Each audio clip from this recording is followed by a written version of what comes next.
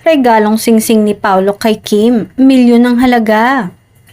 Usap-usapan na naman ngayon ng mga marites ang suot na singsing ng kapamilya actress at rumored partner ni Paula Avellino na si Kim Chiu. Nagkakahalaga di umano kasi ito ng tumataginting na 5 million at 4 na karat. Inamin nga ng aktres na knight in shining armor niya si Paolo. Pero nang inusisa na siya tungkol sa singsing ay tameme ito. Natanong kasi ang kapamilya actress sa agaw pansin niyang suot na singsing nang umattend dito kahapon sa awarding sa Korea. Dahil tikom ang bibig ng celebrity couple about the ring. Espekulasyon tuloy ng mga netizen.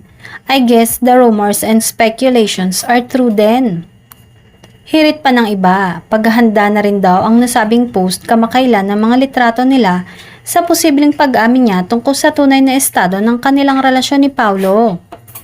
Sa mga panayam sa kanila, aminado naman si Paolo na si Kim na ang gusto niyang makasama habang buhay.